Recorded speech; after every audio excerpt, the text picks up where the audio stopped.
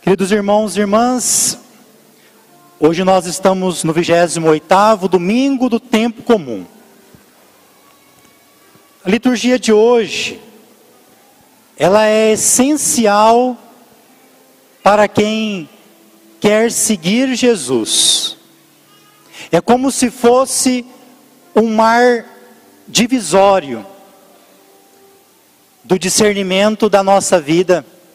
E hoje, quando vocês trazem essas crianças para serem apresentadas a Deus e receber o sacramento que inicia a vida cristã, que é o batismo. O batismo, nós somos mergulhados em Cristo, na água, e nós ressurgimos uma criatura nova. E hoje, nós que já somos batizados, esta liturgia quer nos interrogar de novo. Nesta pergunta, né? Como que nós estamos seguindo Jesus? O que nós temos carregado nesse segmento? A primeira leitura, nós temos um rei muito jovem. Só que na Bíblia, esse rei é considerado, é chamado do rei mais sábio que já existiu. Quando ele começou a governar, ele podia ter pedido muita coisa, mas para governar, ele pediu para Deus: Salomão, me dá a sabedoria. E Deus disse assim: vou lhe dar muito mais. A sabedoria é um dom de Deus e todos nós devíamos pedir: Senhor, dá-me a sabedoria para discernir o modo de te seguir, para discernir o modo de guiar a minha família, e pais e padrinhos, o modo de levar esses filhos que hoje vocês apresentam para a comunhão, para o crisma, para o matrimônio ou para uma outra vocação. E hoje é essa pergunta que continua fazendo o livro da sabedoria. É alguém que reconheceu que tinha tudo, riquezas, prata, ouro, mas viu que isso diante da sabedoria não era nada.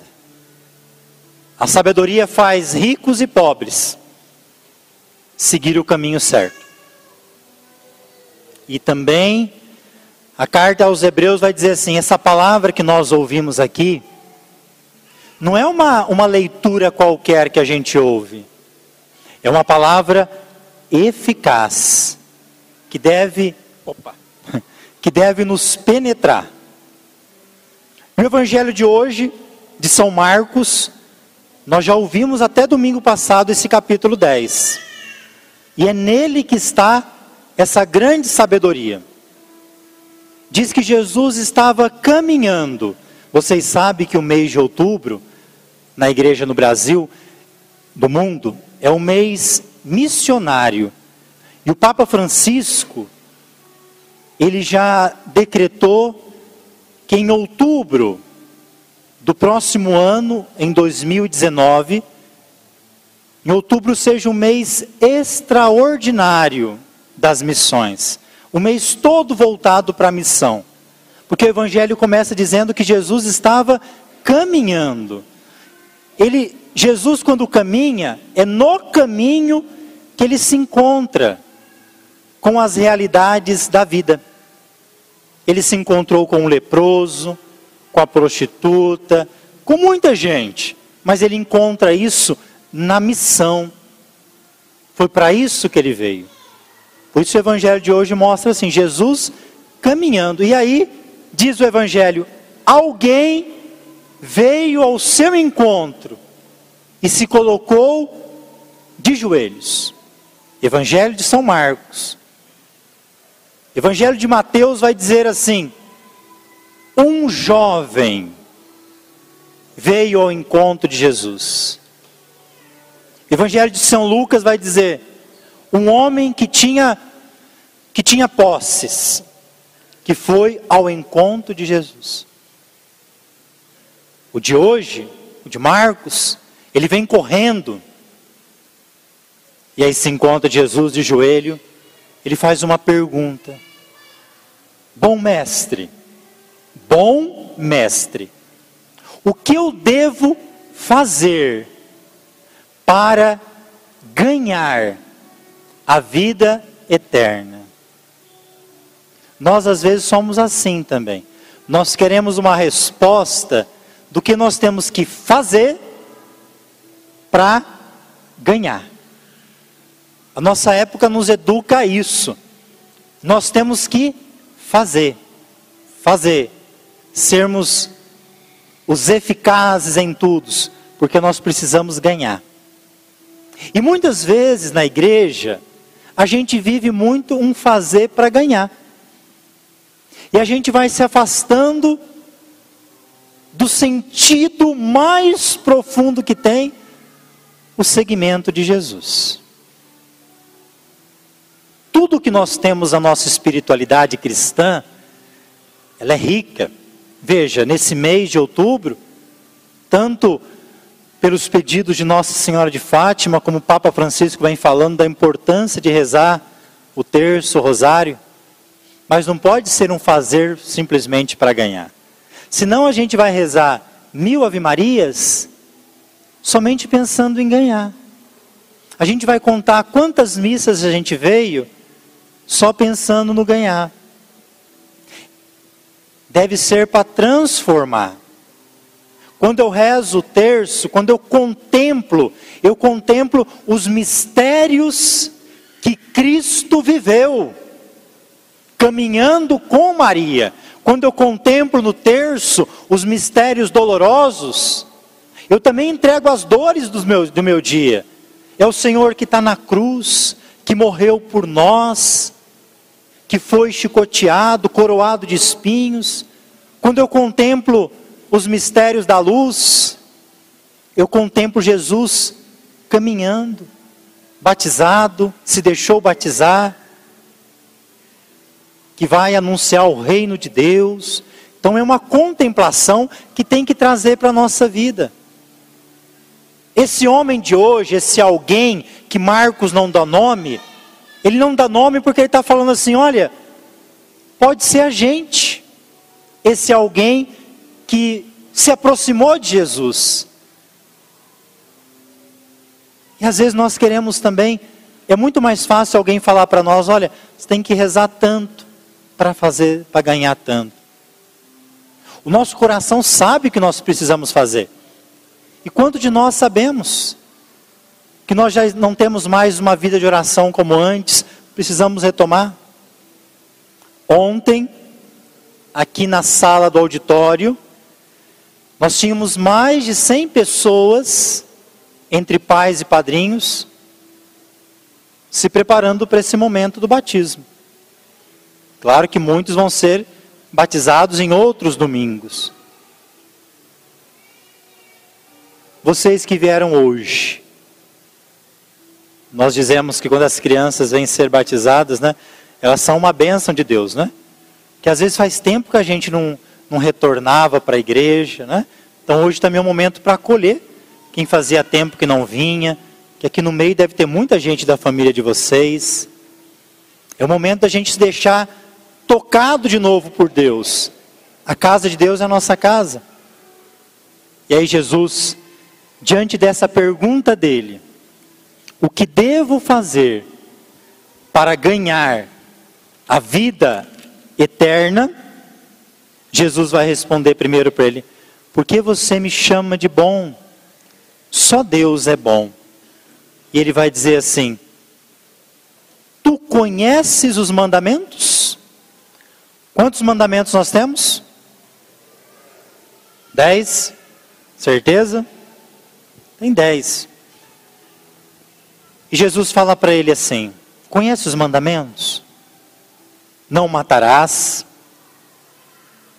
honra teu pai e tua mãe, não levante falsos testemunhos, não cobice as coisas alheias, não cobices a mulher do próximo. Você sabe que os 10 mandamentos, ele tem 2 partes. A primeira é a relação com Deus, né? Amar a Deus sobre todas as coisas, não tomar seu santo nome em vão, guardar os dias do Senhor. E Jesus não falou para ele desses mandamentos voltados para Deus.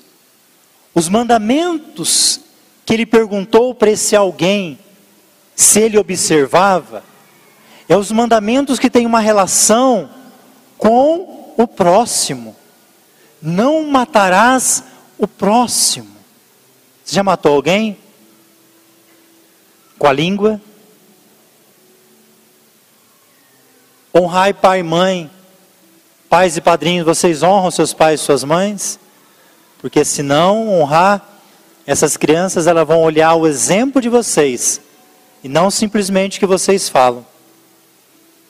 Se nós esquecemos dos pais, essas crianças vão ver quando vocês tratam seus pais. E eu imagino que vocês não queiram que quando elas estiverem grandinha, se esqueça de vocês. Honrar pai e mãe é também receber essas graças de Deus que a Bíblia diz. Cuida do seu pai e de sua mãe. Quem cuida do pai e da mãe na velhice e não os faz passar vergonha, ao invocar o meu nome, receberá as minhas graças. Não cobiçar as coisas alheias, ajudar essas crianças a ter o que é dela por virtude, por trabalho e não por outra coisa. Jesus está querendo dizer assim, o reino de Deus também se faz na relação com o próximo. Só que esse homem, como ele já começou bajulando Jesus, né? Bom mestre. Ele fala assim para ele, Jesus, tudo isso daí eu já faço. Desde a minha juventude eu tenho feito tudo isso. E às vezes nós somos assim também. Nós fazemos tudo isso faz muito tempo. Mas ainda como esse, está faltando alguma coisa para nos preencher. E Jesus fala assim para ele, só uma coisa te falta. Ele deve ter falado assim, balela, só falta uma coisa, manda aí. Só uma coisa me falta, eu já faço tantas, eu vou tirar isso de letra. Jesus diz o Evangelho, olha para ele com amor. Quando Jesus nos olha com amor, como olhou para esse alguém, ele olha sabendo do nosso esforço. Ele sabia de tudo que esse homem fazia, também da sinceridade. E olhando com amor, ele diz assim, só uma coisa te falta, vai, vende o que você tem, distribui, e depois se você quer me seguir mesmo, para que você não tenha apegos nenhum, ou que me coloque como o primeiro da tua vida, depois que você se desapegar, vem e segue-me. O que aconteceu? Esse homem abaixou a cabeça, ficou tristinho e foi embora. Diz o Evangelho, porque ele era muito rico. Se você quiser se aprofundar, o texto em hebraico vai dizer assim, ketemato, acento no T, ketemato. Ketemato significa, na época de Jesus, o proletariado, aquele que tem muitas terras. Então esse homem tinha muitas terras, ele não conseguiu se desfazer, repartir, para seguir Jesus. E aí Jesus vai dizer para todos que estavam lá, como é difícil alguém apegado nas coisas entrar no reino de Deus, porque está colocando as coisas acima de Deus. E aí depois, diretamente para os discípulos, ele vai dizer assim: é mais fácil um camelo passar pelo buraco da agulha do que um rico, alguém apegado, entrar no reino de Deus. O camelo é o maior animal que se conhecia aqui na Palestina, e o buraco da agulha é o menor. Só que aí vem a grande novidade, que ouvindo isso, a gente devia se apaixonar muito mais por Jesus. Primeiro que ele é sincero. Para o ser humano, para o homem, é impossível entrar no reino de Deus, porque nós não merecemos. Só que ele vai dizer assim: para Deus, nada é impossível. Repita comigo isso. Para Deus, é isso mesmo. Meu irmão, a gente tem que entender que entrar no reino de Deus, a graça de entrar no reino de Deus, não é porque nós merecemos, não é por mérito, é por graça. É claro que esse caminho que nós estamos fazendo aqui, ele faz parte da graça. A missa, as devoções, ele faz parte. Mas nós não merecemos. Ele nos recebe por graça, por amor, por misericórdia. Você ouvindo isso e eu, nos apaixonamos muito mais por Ele. Porque é pela graça dEle que nós um dia entraremos no reino dos céus.